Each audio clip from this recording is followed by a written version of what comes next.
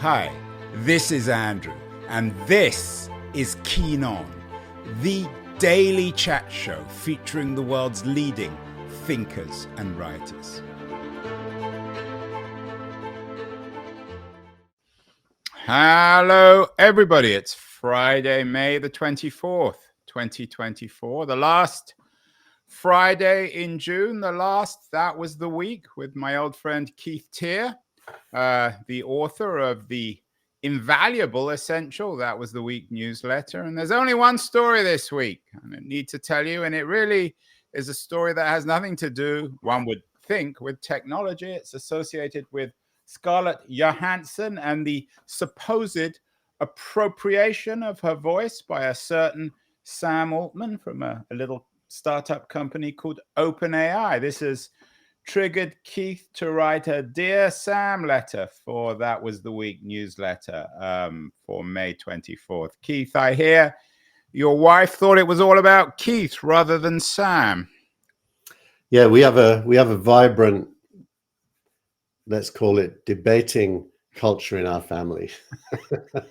Janae thought you were putting myself into the middle of something that isn't about me and making it about me. That was the Keith Teare would never do that. He is the least self-centered person in the universe. Anyway, leaving aside Keith Teare, let's talk about this story. What exactly has happened? Why is this the dominant tech story of the week? It's bizarre, but also hardly surprising in many ways.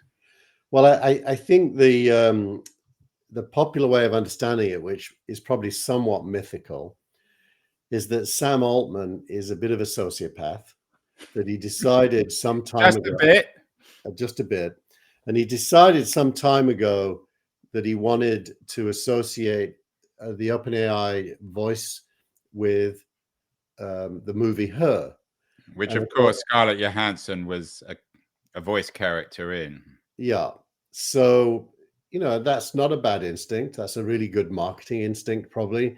Her was really good and somewhat prophetic, because it does seem as if the current OpenAI that's being rolled out now is capable of some things that were depicted in that movie that we all thought were total science fiction at the time, and it wasn't that long ago. So good instinct.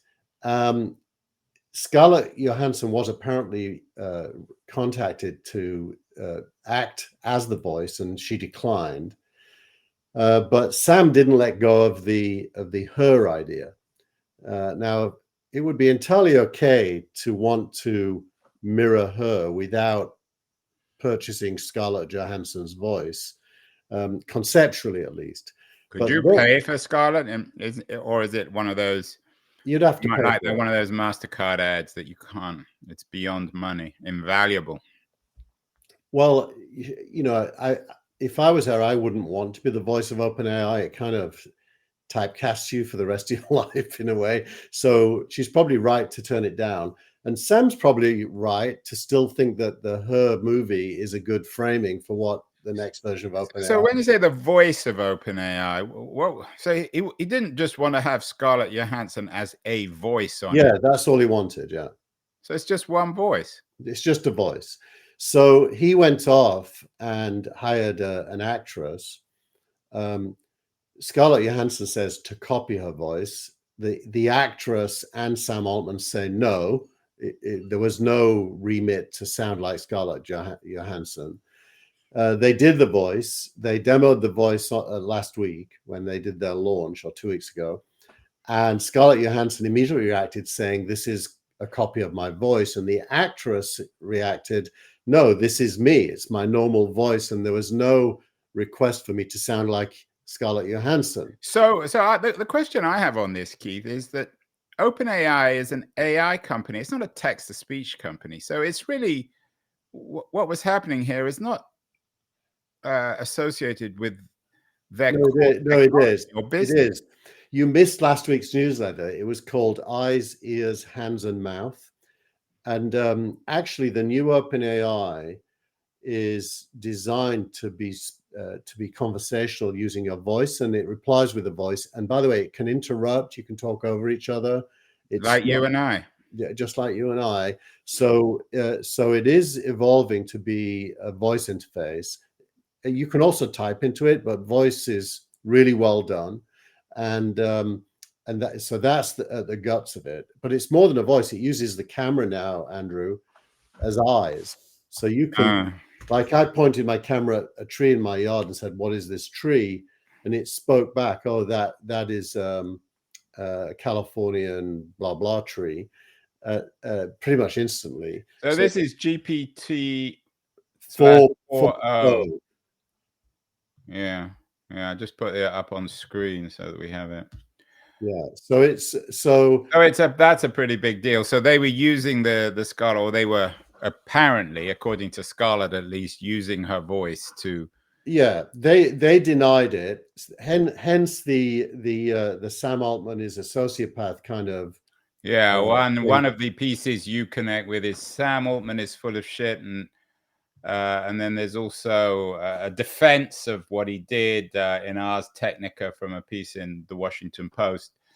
It's a he said versus she said. There's always going to be arguments on this. What did you say, Keith? Let's annoy Janae. Well, what is the point of your Dear Sam newsletter? What are you trying to tell Sam as a startup person yourself? Yeah, my letter may be too subtle, because what I think I say is, Sam, you need to get ahead of this, tell the truth, and put it behind you.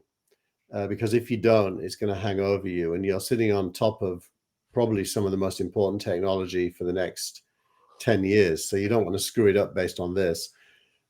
What my wife thinks I say is, poor Sam, you've been cruelly accused of something. No, we're not going to have any more stories, Keith, of what happened with you and Microsoft. You always manage readers. When Steve Gilmore always talks about Paul McCartney or John Lennon, you always talk about that one. So let's leave that one aside.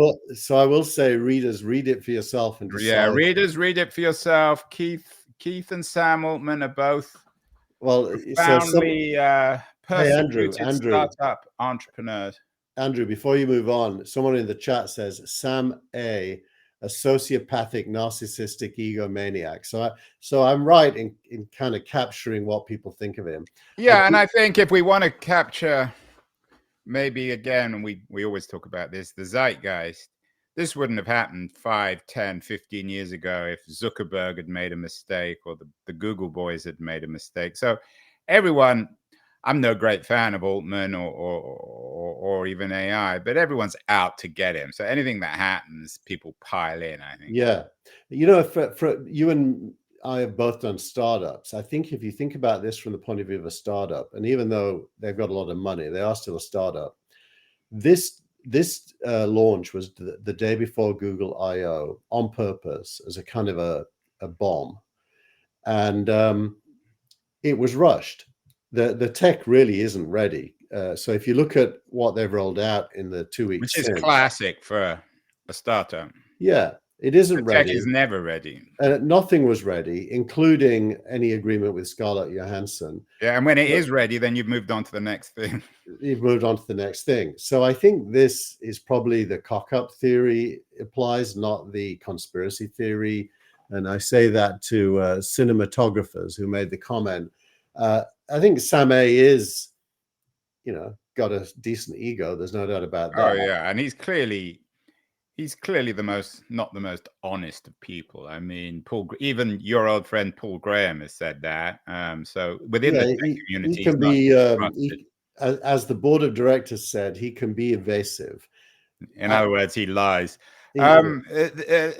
Casey Newton made an interesting point. We can't include his stuff in here because he's so hard to pin down in terms of his stuff. But he said that ever since Altman came back to OpenAI, neither Altman nor the company has been the same thing. Is there any truth to that, do you think? Well, look, there is a bad smell. A lot of people have left. A lot of people have left, mainly the safety people. Although, to be honest, I think that's appropriate. I think there's almost no danger. Some of the early people left as well, but yeah. So you don't think this bad smell? You say? I mean, a few months ago, I can't remember what the exact numbers were, but you suggested that the future of the entire global economy was built around OpenAI and it was going to dominate everything. Are you more or less bullish? More bullish. 4 or 5. More bullish. Not on a AI itself, but on OpenAI. More bullish. I mean, what they launched last week was a little bit better in terms of the quality and the hallucinations and all that. But it was a lot better on the user interface and the use cases. So the integrated live Google Docs and live Microsoft Docs. So you can now give it documents to look at and interact with.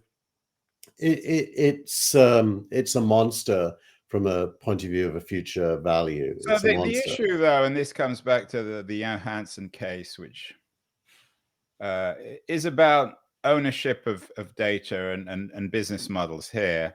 The other piece of news which got buried a little bit, which I think is extremely interesting, is that OpenAI and News Corp, owned by the Murdochs, signed a content deal. Now, News Corp has always been very hostile to big tech. So this is quite surprising. And this reflects well on the promise of OpenAI, because presumably if they can do deals with enough people in the media, in Hollywood, then none of these issues will come up in the future.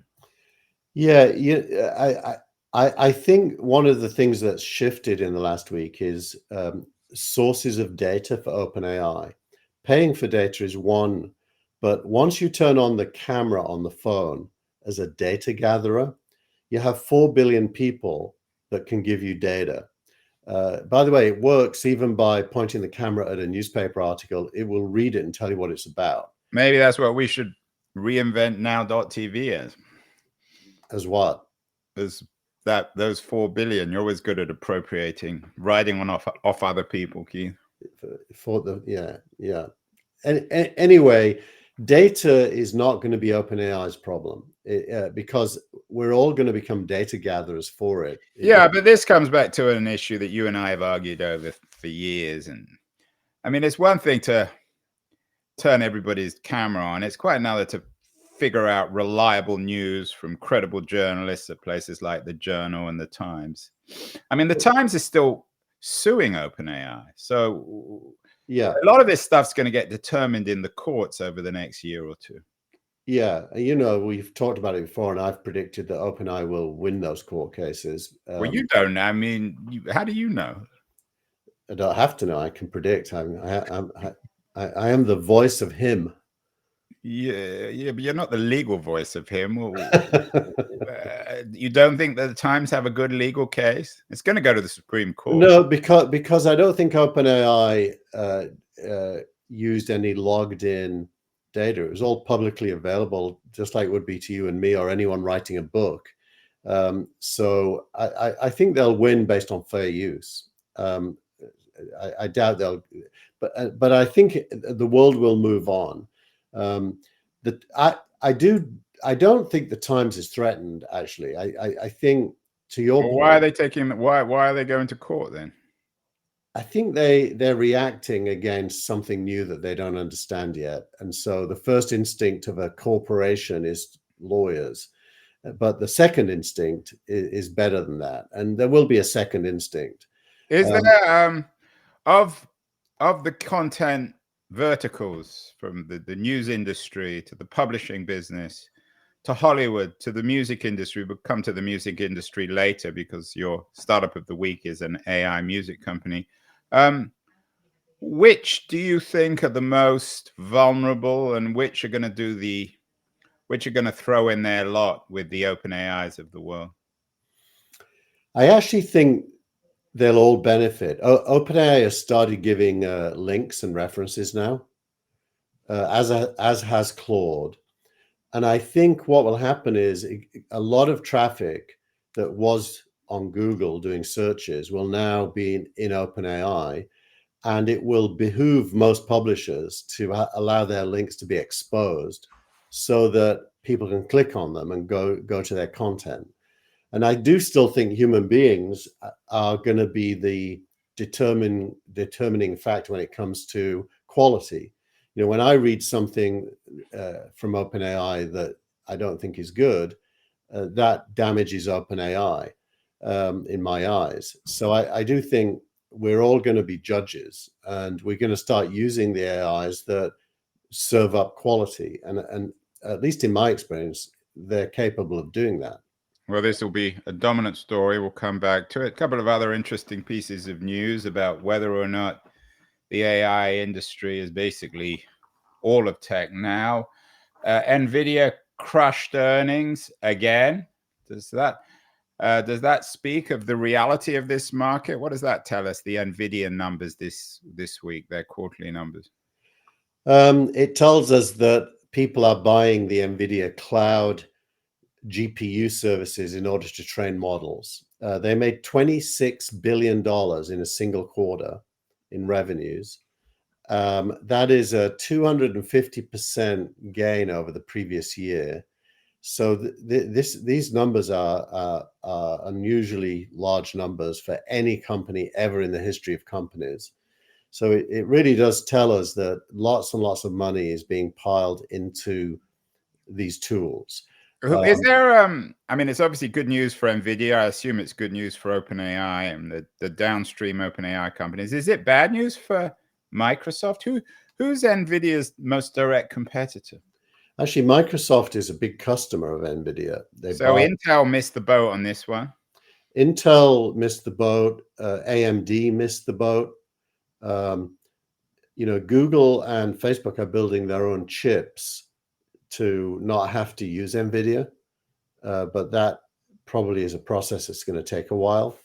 And there'll be new chip companies. Now that the world needs fast model building chips, the NVIDIA chip is the best right now, but it wasn't designed for this purpose. It was designed for games. Yeah, and one wonders, I'm sure the Chinese have some good chip companies, which maybe they won't or will export to the US and vice versa. NVIDIA doesn't care about AI gross margins and whether or not the broader economy is viable, but you do have one interesting link about whether AI has a gross margin problem. What does that mean, Keith? And what's the issue here? Well, so the profit out of any business comes from the difference between the cost of sales and the revenue. That's called the gross margin. What does it cost you to earn $1? And if the answer is more than $1, you have a negative gross margin. If the answer is 10 cents, you have a 90% gross margin. In the case of NVIDIA, its customers, for every $1 they spend with NVIDIA, they make 5. So there's a healthy gross margin in buying NVIDIA services right now. But I mean, it's still not clear what OpenAI's business model is. So how does that work? It's subscription based. They basically charge two different ways. Firstly, they've made their core tech free for consumers. So consumers, you mean NVIDIA or OpenAI? OpenAI. So you can now use the best model on OpenAI for free without paying them $20 a month. So the $20 a month is no longer targeting consumers. So it's targeting companies. They call it teams. I've got one for SignalRank. And secondly, developers who use the APIs, they build OpenAI into their apps. It's a classic startup. I mean, they're not profitable. It's not a public company. Well, their revenues are up to $2 billion a year now already. Yeah, but they're spending more. So coming back to this gross margin problem, is that the issue that? Well, no, gross margin does not include expenses. In accounting terms, it's called above the line and below the line. It means what is a direct cost of sales or cost of goods, and then below the line is expenses. No, I understand. Even I understand that. So what's the issue here? Why is there an issue with potentially AI having a gross margin problem? Because it's possible that over time the costs of scaling outweigh the revenues generated by the scaling. And which is a very sort of abstract. It's like WeWork. Basically, if you think WeWork, that their costs were way above their revenues because they were in buildings. Well, server farms and buildings are roughly correlated. But there's no Moore's law when it comes to commercial real estate. There is Moore's law when it comes to AI, isn't there? I agree. So I think the answer to that question is no. But it's a reasonably good question to ask. By the way, one of the question in the chat here is asking about another one of the articles, which is about California. Yeah, and I'm moving on to that. And that wasn't from me, so that was a nice segue. You have an interesting piece about and Keith, you and I are both in Northern California, the awful state of AI in California. What's so awful about AI in California? So what's happened is that the ever imaginative California Senate, Congress, whatever it's called, has decided to try to regulate AI in California by forcing people with models to register and pass muster, if you will, with the state, which means that California has become the most regulatory heavy place on earth to do AI. At a time, more regulatory heavy than Denmark or Germany? more, because it's actually now legislated. And it actually includes, as our comment here, cinematographers says, it includes criminal liability. So what's going to happen is it's going to force AI companies to be not domiciled in California. And that's a no-brainer. I wouldn't start a California AI company anymore. So it isn't going to change regulations for AI. It's going to change how much money California gets in taxes. Yeah, interesting. So we'll have another flight to Miami or Austin? Somewhere. I don't know where. Well, all Nevada. AI Nevada is my your guess. startup of the week. Surprise, surprise. Another AI company, one that looks very promising. Suno. Make a song about anything. Is this the radical, to borrow some Silicon Valley language, radical democratization of technology to make music? It's definitely getting there. There's two companies doing it. I can't remember the name of the other one. This is the one I used to create the That Was the Week theme song that I now put on the videos every week when I put them into the newsletter. Oh, I need a keen on. Yeah, you can make up some lyrics, tell it the musical style, and it will produce a song for you. It's really good. Is your and it's raised a lot of money. What are the lyrics? I'm Keith, and it's all about Keith. That would be Genet's contribution. Yeah, it's all about me. I'm so important. So is this Suno stuff good? It's very good. It really is good. And what's their business model? You have to pay? You pay. It's free for a certain number of songs, and then you pay above that. You buy credits and use them up. And we're still in the early stages. You've got Lightspeed investing. Yeah, it's not that early. I think the valuation will be up there now. I didn't look at what the exact valuation is, but this is a Series B round, I think. So presumably there are equivalents of Suno in film. I mean, that comes back to the Johansson case in text. There will be. There definitely will be. Photography as well. I mean, Adobe is in trouble, aren't they? Well, Adobe's doing super well compared to its history, but its tool set is dated. Let's put it that way. I mean, they have to. I mean, it's a question of cannibalizing their. What do?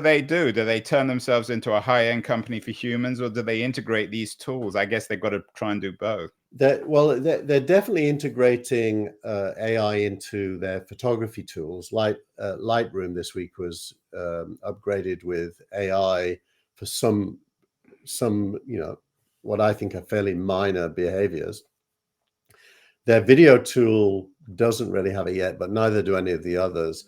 So I think that's still coming. The OpenAI demo where they made movies, somebody's now made a 3-minute movie for a song using it, and you know, it's not the best movie ever, but it's fine. So I do think that the ability to compose is going to be available to a lot more people, and quality will cut in. Who's good and who isn't good. Yeah, but for you and I to find music and lyrics for the beginning of our show, we're not going to go to a top lyric writer. We don't have the resources or the time or the interest. It's not worth it for us. No, but it probably still saves us somewhere between $1,000 and $5,000, which you even pay a normal person. And I did mine for free compared to paying $1,000. You mean from Suno? Yeah. So you used to steal the music from the three tops. No, but it goes back to that Apple ad where the iPad was crushing all the old stuff. We're in an era of transformation. I mean, there's just no getting away from it. And you can try as you might to cling on to skills that in the past required excellent human beings who've been trained in the skills, but that is going away. And so you need to retrain. And these tools are tools. If you retrain using these tools, if that's your and then that was your friend Hamish's point, the age of the sovereign creator. You didn't put it in the newsletter, but you might have. He uses your friend at Stratechery, Ben Thompson, as the model. We're almost at a point, and one wonders what the value of Substack will be in this, where we'll have all the tools to create high quality television, movies, songs without the studios. I mean, it's the old promise of Web 2. Yeah, but the one thing AI doesn't do is it doesn't replace the imagination or the creativity of the narrative inventor. So the core human skill is still going to be doing something that people want to spend time engaging with. And I don't think AI is going to mostly be as good as humans at doing that ever. So I do think ever is a long time, Keith. Yeah, and you know, our commenter is disagreeing with me in saying that the Apple ad removed the emotional connection of history. I don't agree with that. I think it embraced. It's just that unfortunately it used this squashing metaphor, but the squashing was producing something new. It wasn't just squashing, it was transforming. It was squeezing when the eyeball popped out. That turned me off my dinner. Finally, and this comes back perhaps to all the themes we've talked about. Dear Sam, trying to make him more grown up, perhaps more moral. And you've changed this. It's no longer the X of the week. Oh, you're showing oh, there you go. It's the Warp. What is Warpcast? Well, I did it only for this week. What Warpcast is a blockchain-based version of Twitter that Fred Wilson from Union Square Ventures has embraced. He was one of the first investors in Twitter. A couple of weeks ago, he announced that he's using Warpcast. Warpcast is weird for any normal person because you have to have a wallet, a crypto wallet, in order to post. It's weird to set up. Fred is a champion of it because he invested in it. And this week he did a post on AVC, which is also, by the way, hosted on the blockchain now. And it's called Be Generous. So what Fred Wilson does, and I've had lots of conversations with him, debates over the years on this one, is he says the Web 1 and the Web 2 entrepreneurs were self-centered, self-interested, but now things might be different. Is that really what he's saying? It's interesting. Firstly, oh my God, how could he say that without blushing? Because Fred is nothing short of my wife would think that he and I belong together in terms of our self-centeredness. So Fred is definitely and it's ironic that he's saying this while broadcasting on Warpcast, which is one of his own investments. Exactly. So I don't know if generosity and is at the core there. I think it's making money for his LPs, which it should be. But what he's saying is Web3, you benefit by being generous, because the more you give, the more you help other people make money, the more money you will make yourself. And he gives the example of Satoshi, who created Bitcoin, and then just literally gave it away to the world. And most of the value of Bitcoin is in the hands of others. But yeah, but that was true of Tim Berners-Lee as well. There's always going to be exceptionally generous people who, for one reason or other, give their stuff away. And he's saying in Web3, that's the model, that if you don't do that, you won't actually make money yourself. So and is that true? Do you agree when it comes to venture capital? I mean, it seems as if Fred Wilson is the classic venture capitalist. He's eating his own dog food. I think he's got a kernel of a point here that's important to understand if you want to understand the structural difference between Web 2 and Web 3. Because of tokenization and how value flows, you need to get value into the ecosystem in order to derive any value back. So he's basically saying that in the same way the internet gave a lot of value to everyone who uses it, trillions of dollars of value, from something that costs nothing other than time and ingenuity, that Web3 is a modern version of that. It's interesting. Maybe we can come to this next week in future shows. I mean, the fact that Fred Wilson is even using the term Web3, the end, by definition, of walled gardens. And how does that fit into AI? It seems as if companies like Sumo, which is your startup of the week, I mean, I don't know what you'd call them. They're not Web3 companies. You have to pay to use their technology. No, they're all centralized Web 2 style centralized companies with AI. And even OpenAI is a Web 2 company. Totally Web 2. So where's Fred's Web 3? Where's the? I think it's possible that Fred is. I hate to say this, Fred, but it's possible Fred is wrong. That he's backing. The equivalent of the 1990s interactive TV. Oh my God, you're accusing Fred of being wrong. I know, Keith, I got an idea. Next week, rather than Dear Sam, the newsletter can be called Dear Fred. How about that? Yeah, no, not going there.